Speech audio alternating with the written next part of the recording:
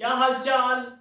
उम्मीद है आप सब लोग अच्छे होंगे और बेहतरीन तरीके से अपनी स्टडी कर रहे होंगे। तो बच्चों, आज की वीडियो में हम लोग बात करने वाले हैं क्लास 10th का साइंस केमिस्ट्री में चैप्टर 2 अम्ल क्षार और लवण स्टार्ट करने जा रहे हैं बच्चों। अम्ल क्षार और लवण।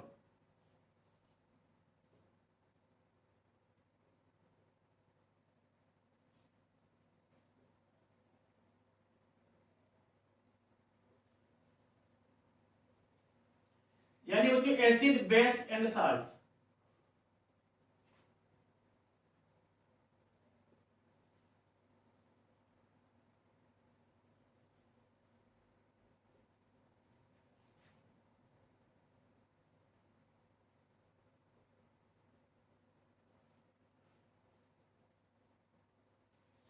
तो बच्चों, आज से हम लोग नया चैप्टर अम्ल क्षार और लवण यानी कि एसिड बेस एंड साल्ट्स के बारे में हम लोग बात करेंगे। तो पहले तो बच्चों हम लोग बात करेंगे कि इस चैप्टर में हम लोगों को क्या क्या सीखना है, तो उसके बारे में हम लोग बात कर लें। यानी कि हम लोगों का पाठ्यक्रम क्या होता है, जो इस चैप्टर 2 है इसका पाठ्यक्रम क्या होता है। तो सबसे पहले बच्चों इसमें हम लोगों को सिखाया जाएगा वैद्युत अपघट्ट। यानी कि आप लोगों को सबसे पहले सीखने को मिलेगा वैद्युत अपघट्ट के बारे में। वैद्युत अपघट्ट।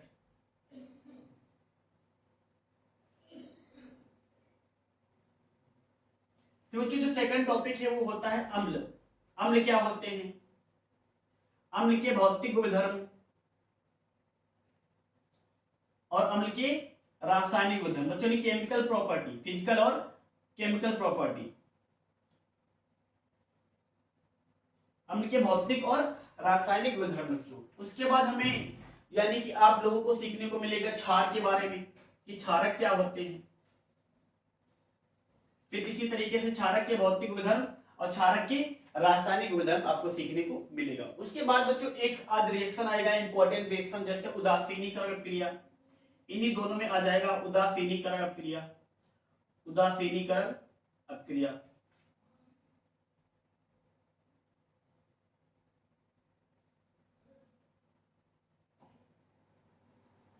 फिर बच्चों नेक्स्ट टॉपिक होता है साल्ट के बारे में कि लवण क्या होते हैं, लवण किसे कहते हैं, और बच्चों लवण के प्रकार। लवण किसे कहते हैं, लवण के बारे में जानेंगे और लवण के प्रकार के बारे में हम लोग चर्चा करेंगे। फिर उसके बाद बच्चों आता है लवण जल अपघटन। लवण जल अपघटन। लवण जल अपघटन। यहां पे हमें ये देखने को मिलेगा जब किसी लवण को पानी में घोला जाता है तो उसकी प्रकृति किस प्रकार की हो जाती है, यानी कि अम्लीय प्रकृति होगी या क्षारीय प्रकृति होगी, ये सीखने को मिलेगा। उसके बाद बच्चों में सीखने को मिलेगा लवण के कुछ कंपाउंड्स के बारे में, जैसे कि पीओपी बच्चों, प्लास्टर ऑफ पेरिस हो गया, sodium carbonate, sodium bicarbonate, NaCO3। तो बच्चों कुछ हमारे पास साल्ट्स के यौगिक होंगे, कंपाउंड होंगे, जिनके बारे में आपको सिखाया जाएगा, उनके बारे में बताया जाएगा। उसके बाद बच्चों आपको बताया जाएगा कि पीएच क्या होता है, सूचक क्या होता है। इसके बाद बताएगा बच्चों सूचक क्या होते हैं, सूचक क्या होते हैं और इनका कार्य क्या होता है। इसके बाद में हम लोग फिर से जो लास्ट का टॉपिक रहेगा बच्चों वो रहेगा पीएच मान, कि पीएच मान क्या होता है, पीएच वैल्यू क्या होती है। इसके बाद यहाँ से एक दो न्यूमेरिकल्स बनेगा और कुछ इंपॉर्टेंस बहुकल्पी वाले क्वेश्चन रहेंगे। और लास्ट में जो इसी का टॉपिक होता है बच्चों दैनिक जीवन में पीएच के महत्व, कि दैनिक जीवन में हम लोग पीएच का किस प्रकार से यूज करते हैं। तो लास्ट में बच्चों रहेगा दैनिक जीवन में पीएच के महत्व।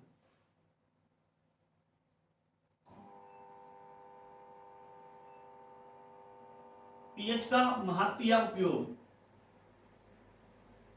तो बच्चों ये सब हमारे पास पाठ्यक्रम रहेगा। सबसे पहले वैद्युत अपघट्ट, फिर अम्ल क्षार, अम्ल के गुणधर्म और अम्ल के रासायनिक गुणधर्म, फिर अम्ल के बच्चों भौतिक, यहाँ पे क्षारक होगा, क्षार के भौतिक गुणधर्म और क्षार के रासायनिक गुणधर्म। उसके बाद में एक आध रिएक्शन होगा इंपॉर्टेंट, इन्हीं दोनों से मैच करता हुआ, यानी कि इन दोनों से बनी हुई रिएक्शन उदासीनीकरण अपक्रिया। फिर उसके बाद में हमको बताया जाएगा कि लवण के बारे में कि साल्ट्स क्या होते हैं और साल्ट्स कुछ महत्वपूर्ण यौगिक, जैसे कि बच्चों सोडियम बाइकार्बोनेट और सोडियम कार्बोनेट, इनके बारे में हमें बताया जाएगा। उसके बाद हम लोग सीखने वाले हैं लवण जल अपघटन, यानी कि जब किसी आप लवण को साल्ट्स को जल में घोलते हैं तो क्या होता है, इसके बारे में बताया जाएगा। फिर सूचक के बारे में बच्चों बताया जाएगा। सूचक क्या होते हैं बच्चों, ये अम्ल और क्षार की पहचान कराते हैं। टेंशन बिल्कुल ना लो, सब चीजें बच्चों बहुत आसान तरीके से बताएंगे, तो वीडियो को अंत तक जरूर देखो और सभी लेक्चर बच्चों देखते रहो और एंजॉय करते रहो।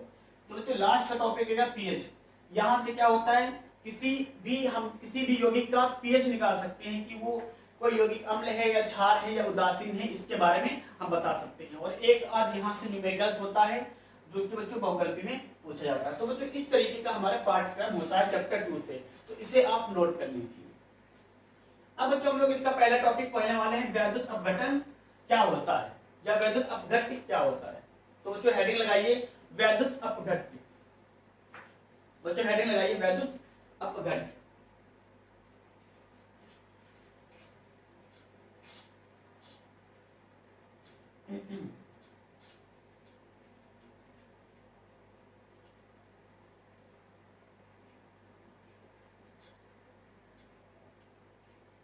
वैद्युत अपघट्य।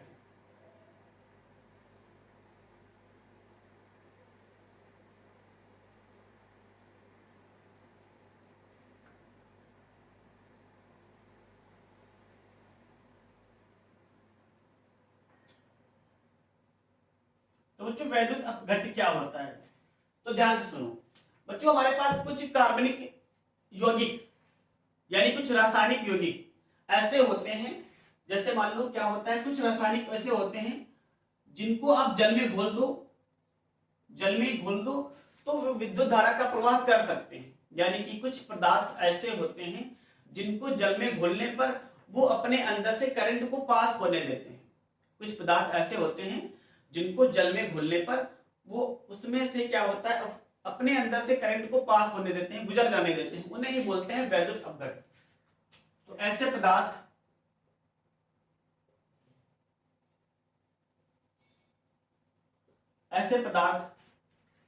जिनको जल में घोलने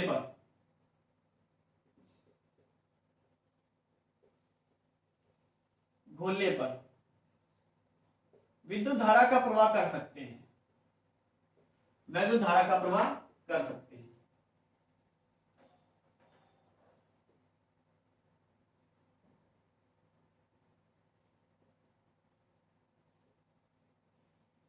वैद्युत अपघट्य कहलाता है। तो जो क्या होता है, जैसे मान लो मेरे पास NaCl है, क्या होता है NaCl, जब आप इसको जल में घोल दोगे एक्वस होता है तो Na प्लस में टूटेगा और Cl माइनस में टूटेगा। Na प्लस में टूटता है और Cl माइनस में टूटता है। अब हम यदि इसमें कोई करंट प्रोवाइड करें, डायरेक्ट करंट बच्चों डीसी बोल सकते हो, तो इसमें से क्या होगा, यदि हमारे पास इस जलीय विलयन से करंट पास हो जाएगी यानी कि विद्युत धारा का प्रवाह हो सकेगा, तो हम इस पदार्थ को बोल देंगे वैद्युत अपघट्य। इसको जल में घोलने पर अगर विद्युत धारा का प्रवाह ना हो यानी विद्युत धारा का प्रवाह नहीं होगा तो ये बच्चों वैद्युत अपघट्य नहीं कहलाएगा, यानी कि इसे बोल देंगे वैद्युत अनअपघट्य। वैद्युत अनअपघट्य। तो बच्चों आपको वैद्युत अपघट्य का तो मतलब समझ में आ ही गया होगा कि ऐसे पदार्थ कोई भी हो सकता है, वो अम्ल हो सकता है, क्षार हो सकता है, कोई भी साल्ट हो सकता है, कोई भी हो सकता है, ऐसे पदार्थ हो जिसको आप जल में घोलो और उसमें से विद्युत धारा का प्रवाह हो सके यानी कि करंट उससे पास कर जाए, उसे ही बोल देते हैं बच्चों वैद्युत अपघट्य। तो आप इसकी परिभाषा लिख लीजिए। अब ध्यान से सुनो बच्चों, यदि कोई वैद्युत अपघट्य होगा यानी कि वैद्युत अपघट्य का तो मतलब आपको पता चल गया, उसके विलयन में जलीय विलयन से बच्चों करंट प्रवाहित की जा सकती है। अब ध्यान से सुनो, जैसे मान लेते बच्चों हमारे पास ये NaCl है, अब हमने इसमें से करंट प्रवाहित की, इसमें हमने विद्युत धारा को प्रवाहित किया, तो क्या होगा बच्चों, Na प्लस में टूटेगा और Cl माइनस में टूटेगा। Na प्लस में टूट जाएगा, Cl माइनस में टूट जाएगा। अब कोई दूसरा एग्जांपल ले सकते हो, जैसे HCl हाइड्रोक्लोरिक अम्ल। अब इसमें हम लोग क्या करेंगे बच्चों, विद्युत प्रवाहित करेंगे। क्या प्रवाहित करेंगे बच्चों, विद्युत प्रवाहित करेंगे, तो हमारे पास H प्लस में टूट जाएगा और Cl माइनस में टूटेगा, बच्चों ध्यान से सुनो। ये अगर वैद्युत अपघट्य है तो ये घटना होगी बच्चों, Na प्लस में टूटेगा, Cl माइनस में टूटेगा। अगर आपने वैद्युत अपघट्य HCl ले लिया है, हमें पता है, आपको भी पता होगा कि HCl एक अच्छा विद्युत का चालक होता है। तो यदि बच्चों ने HCl लिया है और हम इसमें विद्युत धारा प्रवाहित कर दें तो H प्लस में टूट जाएगा, Cl माइनस में टूट जाएगा। तो बच्चों इससे यानी कि वैद्युत अपघट्य को आयनों में तोड़ने की प्रक्रिया को बोलते हैं बच्चों वैद्युत अपघटन। विद्युत अपघटन। आप वैद्युत लिखना चाहते हो तो बच्चों वैद्युत लिख सकते हो, वैद्युत अपघटन।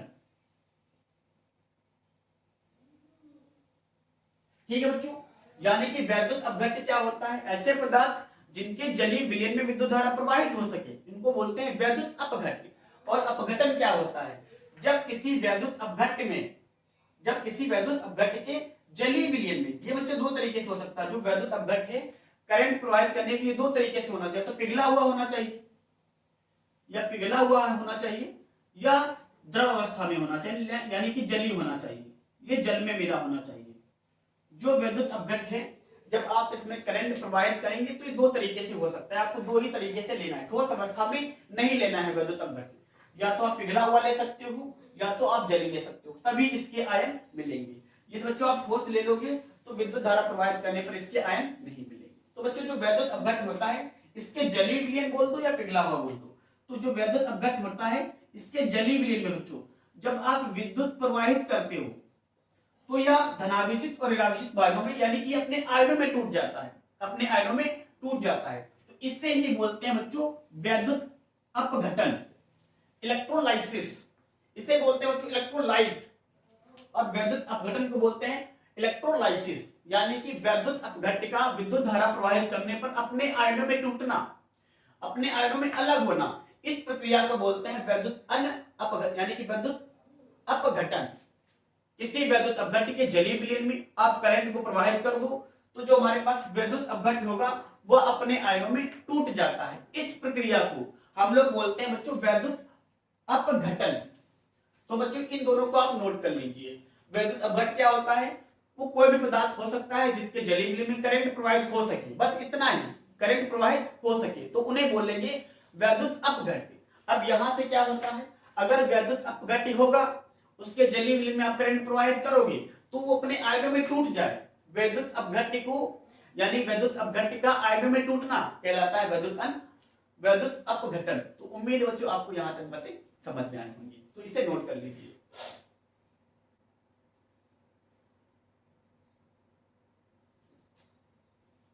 अब बच्चों नेक्स्ट बात है हमारे पास वैद्युत वियोजन का सिद्धांत। वैसे बच्चों ये यूपी बोर्ड में इसको ज्यादा बोर्ड एग्जाम में पूछता नहीं है, लेकिन नॉलेज के लिए इसे आप पढ़ लीजिए क्योंकि हमारे पाठ्यक्रम में ये सम्मिलित होता है। इसका बोर्ड एग्जाम में एक दो क्वेश्चन शायद ही बन जाए, अभी तक ऐसा नहीं हुआ है लेकिन हो सकता है इसका क्वेश्चन बोर्ड एग्जाम में पूछा जाए। तो बच्चों अब हम लोग बात करेंगे इसी का टॉपिक वैद्युत वियोजन का सिद्धांत। हेडिंग लगाइए बच्चों वैद्युत वियोजन का सिद्धांत।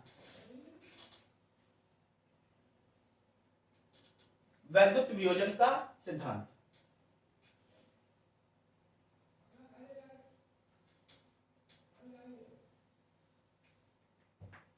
हेडिंग लगाइए बच्चों वैद्युत वियोजन का सिद्धांत।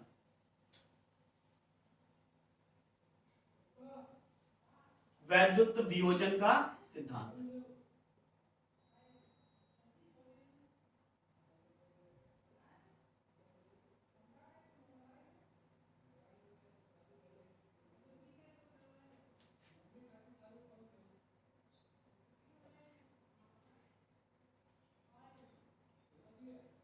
तो क्या होता है बच्चों ध्यान से सुनियो। एक वैज्ञानिक आर्हेनियस, आपने आर्हेनियस का नाम तो बहुत सुना होगा, बचपन से सुनते चले आ रहे हो आर्हेनियस। तो बच्चों एक वैज्ञानिक आर्हेनियस, आर्हेनियस वैज्ञानिक महान वैज्ञानिक थे बच्चों ये आर्हेनियस। इनका पूरा नाम था बच्चों स्वंटे आर्हेनियस। तो ध्यान से सुनो, इन्होंने वैद्युत अपघट्य के बारे में, वैद्युत अपघट्य और वैद्युत अपघटन, वैद्युत अपघट्य अपघट्य और वैद्युत अपघटन, वैद्युत अपघटन अपघटन इनके बारे में जो कुछ बातें बताई आर्हेनियस ने। वैद्युत अपघट्य और वैद्युत अपघटन के बारे में कुछ फैक्ट यानी कि कुछ तथ्य हम लोगों को समझाए। यानी कि आप इसको लिख सकते हो, आर्हेनियस ने वैद्युत अपघटन की क्रिया, वैद्युत अपघटन की, अगर आपको लिखना है तो कैसे आपको कॉपी में लिख के आना है या कैसे आपको नोटबुक बनानी है, कैसे नोट्स बनाने हैं, उसकी बात कर रहे हैं। बाकी सिंपल है, आर्हेनियस ने वैद्युत अपघट्य और वैद्युत अपघटन के बारे में कुछ बातें बताई, उन्हीं बातों को हम लोग समझेंगे। उसी को बोलते हैं बच्चों वैद्युत विभजन का सिद्धांत। पर आपको कॉपी में नोट्स कैसे बनाने हैं तो ध्यान से सुनो। आर्हेनियस ने वैद्युत अपघटन की क्रिया, वैद्युत अपघटन की क्रिया और वैद्युत अपघट्य के कुछ गुणधर्मों का बच्चों या अन्य गुणों को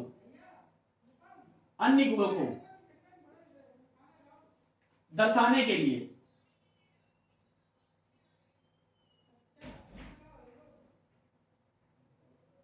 एक सिद्धांत बच्चों दिया, एक सिद्धांत दिया, एक सिद्धांत दिया। इसे ही बच्चों बोलते हैं वैद्युत वियोजन का सिद्धांत या बोल सकते हो आयनिक सिद्धांत। तो सिंपल सा है बच्चों, आर्हेनियस ने वैद्युत अपघटन की अभिक्रिया और वैद्युत अपघट्य के कुछ गुणधर्म या अन्य गुणधर्म को बताने के लिए एक सिद्धांत दिया। इसे ही बोलते हैं बच्चों वैद्युत वियोजन का सिद्धांत या बोल सकते हो आयनिक सिद्धांत। तो क्या बातें बताई बच्चों, ध्यान से सुनो। इन्होंने पहली बात क्या बताई, तो ये दो जो ऐसे ही लिखने के लिए था, आर्हेनियस ने वैद्युत अपघटन की क्रिया तथा वैद्युत अपघट्य के अन्य गुणों को बताने के लिए एक सिद्धांत दिया जिसे वैद्युत वियोजन का सिद्धांत कहते हैं। इस सिद्धांत के बारे में क्या बातें बताई, ध्यान से सुनो। तो इस सिद्धांत के बारे में नंबर 1 पॉइंट इन्होंने बताया बच्चों, वैद्युत अपघट्य के बारे में नंबर 1 बात बताई, जो वैद्युत अपघट्य होता है बच्चों, जो इलेक्ट्रोलाइट होता है, जो इलेक्ट्रोलाइट होता है यानी कि वैद्युत अपघट्य, जो वैद्युत बच्चों पहला पॉइंट है, जो वैद्युत अपघट्य होता है, जो वैद्युत अपघट्य होता है। तो बच्चों जब इसको किसी जब वैद्युत अपघट्य को आप जल में घोल लो, किसमें घोल लो बच्चों, जल में घोल लो, जल में घोलो, घोलना बच्चा, जल में घोलो या कोई दूसरा ब्लैक ले लो, या कोई दूसरा ब्लैक ले लो। इन्होंने बच्चों पहले पॉइंट बताया कि जब किसी वैद्युत अपघट्य को आप जल में घोलें या कोई दूसरे विलायक में घोलें, विलायक का मतलब जानते हो जो बच्चों विलयन में अधिक मात्रा में होता है। तो क्या बताया, किसी वैद्युत अपघट्य को आप जल में घोलो या कोई दूसरे विलायक में घोलो, तो जो वैद्युत अपघट्य होता है दो प्रकार के आवेशित कवों में टूट जाता है, दो प्रकार के आवेशित कवों में टूट जाता है।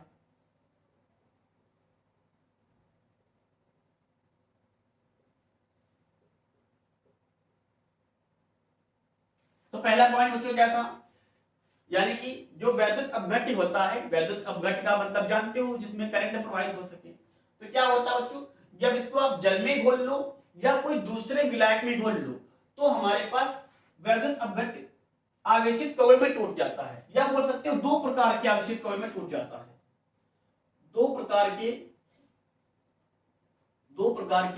आवेशित कवों में टूट जाता है। जैसे मान लीजिए बच्चों हमारे पास NaCl था, आप इसको जल में घोलोगे, जल में घोल दोगे तो Na+ में टूटेगा।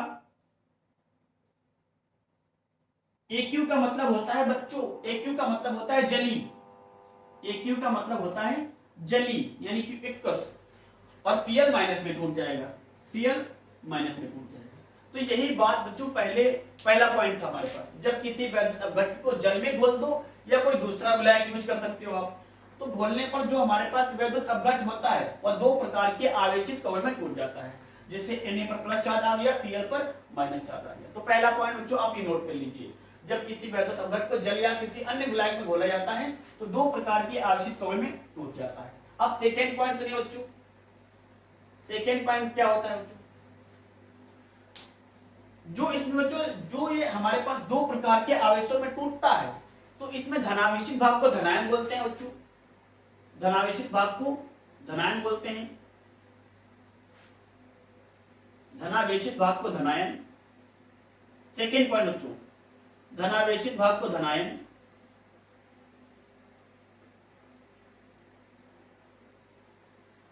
और ऋणावेशित भाग को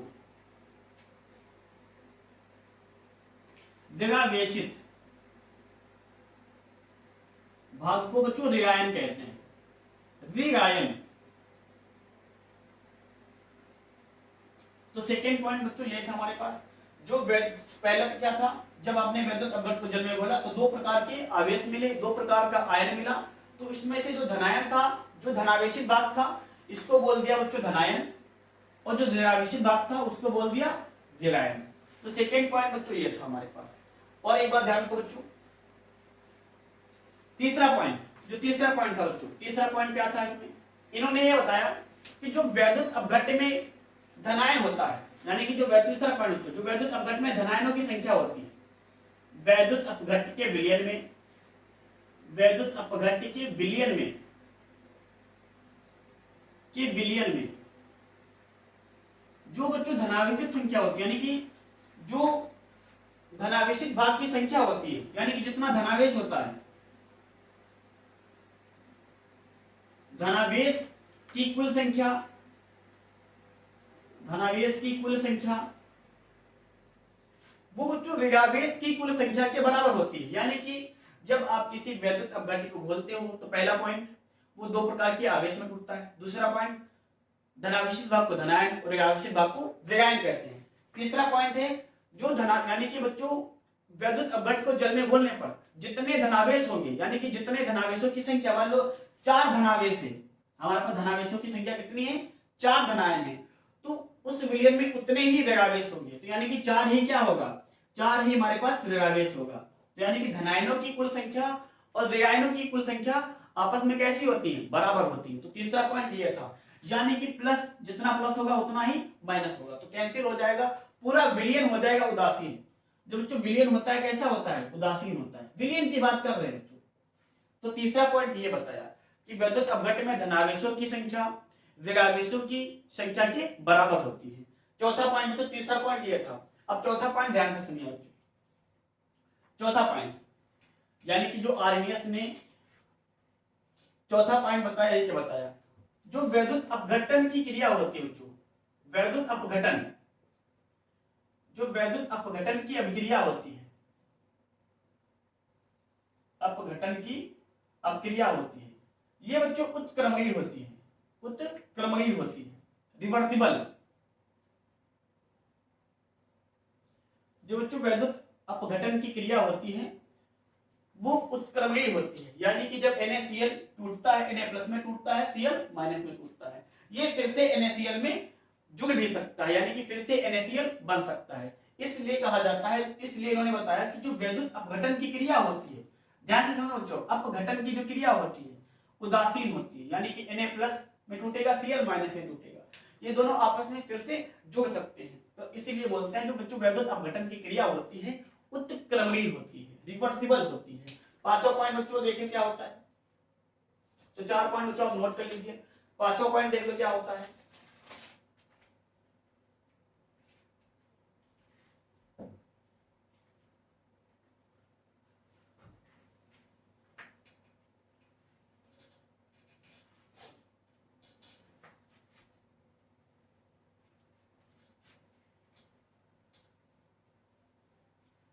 पांचों पॉइंट बच्चों देखो, पांचों पॉइंट बताए इन्होंने।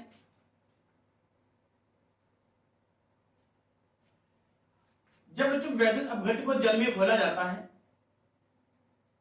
जैसे हमारे पास कोई एक वैद्युत अपघट्य है,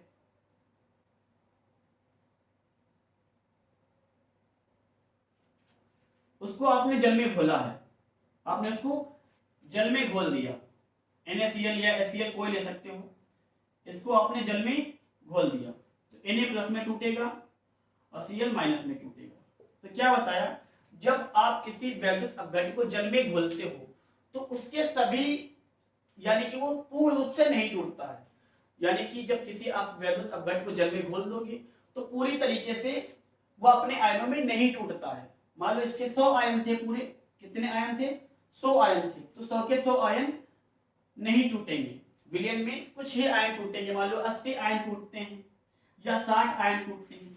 तो कहने का मतलब यह है, कोई वैद्युत अपघट्य है, जब इसको आप जल में घोलोगे तो या पूर्ण रूप से या इसके सभी आयन नहीं टूटते हैं। तो क्या बताया इससे, इन्होंने बताया कि आयनन की मात्रा क्या होती है।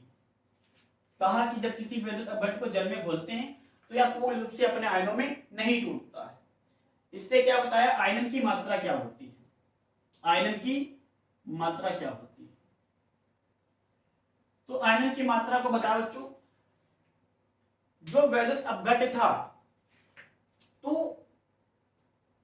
इसमें जितने आयन टूटे हुए होते हैं, यानी आयनों की, टूटे हुए आयनों की संख्या, टूटे हुए आयन की संख्या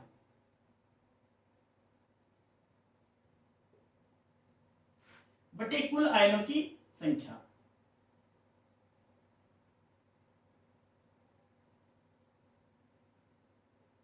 यानी कि जितने टूटे हुए आयन थे उनको बच्चों बोल दिया आयन की मात्रा या वियोजन की मात्रा, आयनन की मात्रा या वियोजन की मात्रा, यानी कि आयनों में टूटने वाले आयनों की संख्या, वैद्युत अपघट्य में टूटे हुए आयनों की संख्या। तो यानी कि जो ये पांचवा पॉइंट था, जब किसी वैद्युत अपघट्य को घोलते हो तो पूरी तरीके से जल में अपने आयनों में नहीं टूटता है। तो जिससे एक फार्मूला दिया, आयनन की मात्रा बराबर क्या बताया, आयनन की मात्रा क्या होती है, विलयन में टूटे हुए आयनों की संख्या बटे कुल आयनों की संख्या। जैसे हमारे पास मान लो एक हमारे पास वैद्युत अपघट्य था, इसके कुल आयन 100 हैं, इसके कुल आयन कितने बच्चों, 100 हैं। तो क्या होता है, इसके 50 आयन जल में घोलने पर टूट जाते हैं। इसको जल में घोलेंगे, कोई वैद्युत अपघट्य है, इसके पास कुल आयन 100 हैं, जब इसको आप जल में घोलोगे तो इसके 50 आयन क्या हो जाएंगे, टूट जाएंगे, यानी कि सभी आयन जल में नहीं टूटे हैं। तो यही बात इन्होंने बताई। तो इससे क्या बताया बच्चों, आप आयनन की मात्रा ज्ञात कर सकते हो। तो आयनन की मात्रा कैसे ज्ञात करोगे, ध्यान से सुनो। आयनन की मात्रा, यहां पर लिख रहे हैं आयनन की मात्रा, आयनन की मात्रा, जितने आयन टूटे हुए हैं उनकी संख्या, आयनों में टूटे हुए अणुओं की संख्या बटे कुल अणुओं की संख्या। कुल अणु कितने थे बच्चों, यानी कि जितने अणु हमारे पास वैद्युत अपघट्य थे जो आयनों में टूट गए, उन अणुओं की संख्या बटे विलयन के कुल अणुओं की संख्या। आयनों में टूटे हुए अणुओं की संख्या यहां पे लिख सकते हो बच्चों, आयनों में टूटे हुए, आयनों में टूटे हुए अणुओं की संख्या, अणुओं की संख्या बटे कुल अणुओं की संख्या, विलयन में उपस्थित कुल अणुओं की संख्या, विलयन में कुल अणुओं की संख्या।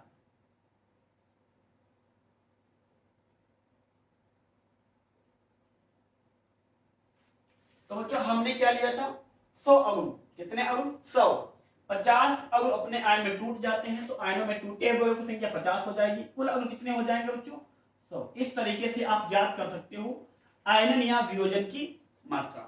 तो उम्मीद है बच्चों आपको यहां तक समझ में आया होगा। इस तरीके से समझ लो, जैसे आपके स्कूल में टेस्ट होता है 20 नंबर का, उसमें से आपके 12 नंबर आते हैं या 18 नंबर आते हैं, 20 में कितने बच्चों नंबर आते हैं, 18 नंबर। तो आपका रिजल्ट क्या रहा, तो आप यही तो लिखेंगे, आपको तो यही तो लिखना होगा। आपके टीचर्स आपके पेपर पर या फिर आंसर शीट पर लिख के देते हैं 18/20, तो आपका ये रिजल्ट हो जाता है, यानी कि आपका परफॉर्मेंस कितना रहा, 18/20। तो इसी तरीके से जो कुल अणु थे और जितने टूटे हुए थे तो उसे बोल दिया, टूटे हुए अणुओं की संख्या को बोल दिया आयनन की मात्रा। कैसे ज्ञात करोगे, टूटे हुए अणुओं की संख्या अपॉन में कुल अणुओं की संख्या, जिससे क्या पता चल जाएगा, वियोजन या आयनन की मात्रा। जब कभी आपको आयनन की मात्रा या वियोजन की मात्रा निकालनी हो तो टूटे हुए आयनों में टूटे हुए अणुओं की संख्या और अपॉन में कुल अणुओं की संख्या, वही बोलते हैं बच्चों आयनन की मात्रा। जैसे आपके 20 नंबर का एग्जाम हुआ, 18 नंबर आए तो आपका रिजल्ट क्या रहा, 18/20। इस तरीके से आपको याद रखना है, तो इसको भी आप नोट कर लीजिए। जो बच्चों एक और पॉइंट इन्होंने बताया,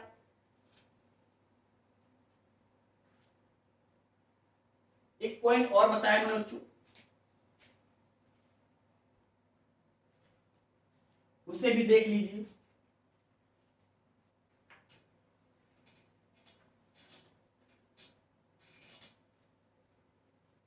नंबर 6 बच्चों, 6 पॉइंट क्या बताया, छठा पॉइंट, जो वैद्युत अपघट्य होता है बच्चों, वैद्युत अपघट्य होता है वैद्युत अपघट्य, इसके जो भौतिक और रासायनिक गुणधर्म होते हैं, इसके भौतिक और यानी कि फिजिकल और केमिकल प्रॉपर्टी, भौतिक और रासायनिक गुणधर्म, रासायनिक गुणधर्म आयनों की संख्या पर निर्भर करते हैं। किस पर निर्भर करते हैं बच्चों? आयनों की संख्या पर निर्भर करते हैं। तो यानी कि वो जो छठा पॉइंट क्या था, सिंपल है, किसी भी वैद्युत अपघट्य के भौतिक और रासायनिक गुणधर्म उसके आयनों की संख्या पर निर्भर करते हैं, आयनों की संख्या पर निर्भर करते हैं।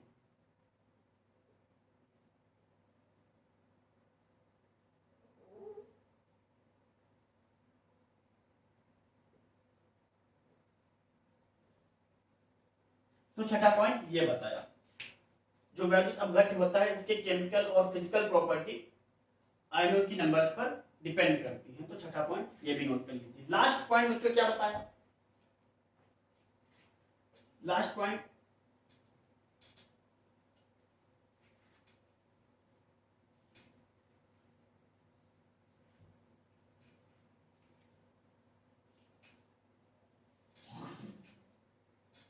जो बच्चों लास्ट पॉइंट 7 नंबर, जो वैद्युत अपघट्य का विलयन होता है,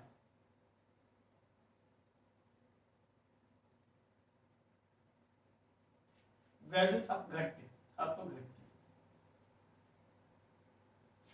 के विलयन की चालकता बच्चों, विलयन की विद्युत चालकता, विद्युत चालकता, इससे पहले बच्चों नोट कर लिए, हम आपको समझाते हैं इसको। विद्युत चालकता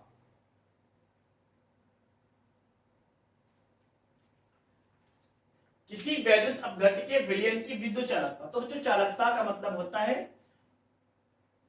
करंट प्रवाहित होने की क्षमता, यानी कि धारा कितनी आसानी से पास हो सकता है, या धारा तेजी से पास होगी या धारा धीरे से पास होगी। तो ये मतलब होता है चालकता का मतलब, कि हमें कितनी अच्छी धारा मिलेगी, कितनी अच्छी तरीके से धारा किसी पदार्थ या किसी वैद्युत अपघट्य से प्रवाहित हो सकती है या धीरे से प्रवाहित हो सकती है, इसका मतलब होता है चालकता। तो ध्यान से सुनो, तो जो वैद्युत अपघट्य के विलयन में विद्युत चालकता होती है, चालकता का मतलब समझने में, तो विद्युत धारा प्रवाहित होने की क्षमता, विद्युत धारा किसी पदार्थ या किसी विलयन से विद्युत धारा प्रवाहित होने की क्षमता। अब विद्युत धारा धीरे से प्रवाहित होगी या विद्युत धारा तेजी से प्रवाहित होगी, इसके बारे में इन्होंने क्या बताया। तो जो विलयन की विद्युत चालकता होती है, वैद्युत अपघट्य के विलयन की विद्युत चालकता, वो जो आयनों पर निर्भर करती है, वैद्युत अपघट्य के आयनों पर निर्भर करती है, वैद्युत अपघट्य के आयनों पर निर्भर करती है।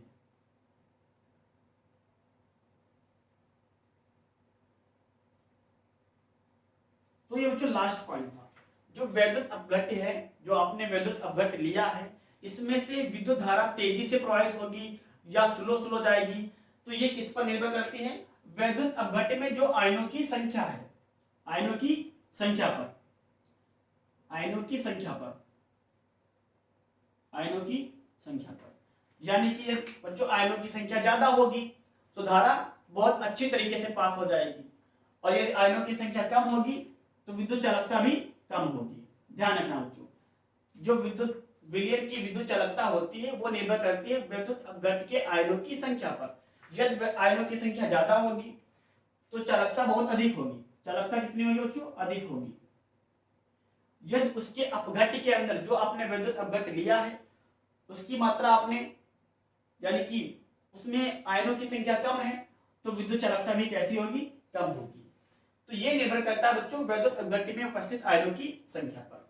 तो यदि आपको अच्छी चालकता चाहिए, विद्युत चालकता कैसी चाहिए? अच्छी, तो आप किसी प्रबल वैद्युत अपघट्य का, यानी कि प्रबल वैद्युत अपघट्य, प्रबल वैद्युत अपघट्य का यूज कर सकते हो। प्रबल वैद्युत अपघट्य, प्रबल वैद्युत अपघट्य। यदि आपको बच्चों करंट अच्छी तरीके से प्रोवाइड करनी है तो प्रबल वैद्युत अपघट्य का यूज कर सकते हो। तो प्रबल वैद्युत अपघट्य क्या होता है? जो प्रबल अम्ल होते हैं आप उनको ले लीजिए, प्रबल अम्ल भी प्रबल वैद्युत अपघट्य होते हैं। प्रबल क्षार बच्चों, प्रबल अम्ल और प्रबल क्षार, प्रबल अम्ल और प्रबल क्षार अच्छे वैद्युत अपघट्य होते हैं। जैसे क्षार में हो गया NaOH, KOH, अम्ल में हो जाएगा बच्चों HCl, H2SO4। तो बच्चों अगर आपको आयनों की मात्रा ज्यादा चाहिए तो आप एक ऐसा अपघट्य लीजिए जो प्रबल अपघट्य हो। जैसे प्रबल अम्ल ले लीजिए HCl, H2SO4। प्रबल क्षार यूज कर सकते हो NaOH, KOH, या आप प्रबल लवण भी यूज कर सकते हो। ऐसा लवण जो प्रबल अम्ल और प्रबल क्षार से बना हुआ होता है उसे बोलते हैं प्रबल लवण। ऐसा लवण जो प्रबल अम्ल और प्रबल क्षार से बनता है उसे बोलते हैं बच्चों प्रबल लवण। जैसे NaCl ना बच्चों, तो इसका यूज कर सकते हो आप। अब बच्चों दूसरा क्या होता है, अगर आपको आयनन की मात्रा कम चाहिए, आयनन की मात्रा यानी कि आयनों की संख्या कम चाहिए, विद्युत धारा आपको स्लोली बहानी हो, धीरे धीरे बहानी हो, तो आप यूज कर सकते हो दुर्बल वैद्युत अपघट्य। दुर्बल वैद्युत अपघट्य, दुर्बल वैद्युत अपघट्य जैसे क्या हो गया बच्चों, दुर्बल क्षार, दुर्बल क्षार बच्चों जैसे NH4OH, अमोनियम हाइड्रोक्साइड। कोई दुर्बल अम्ल ले सकते हो, दुर्बल अम्ल ले सकते हो आप, दुर्बल अम्ल जैसे H3PO4, फास्फोरिक अम्ल, एसिटिक अम्ल CH3COOH। तो इस तरीके से यदि आपको करंट ज्यादा चाहिए हो, यानी कि धारा तेजी से बहानी हो, तो आप प्रबल अपघट्य ले लीजिए जिससे आयनों की संख्या ज्यादा हो जाएगी और धारा तेजी से प्रवाहित होगी।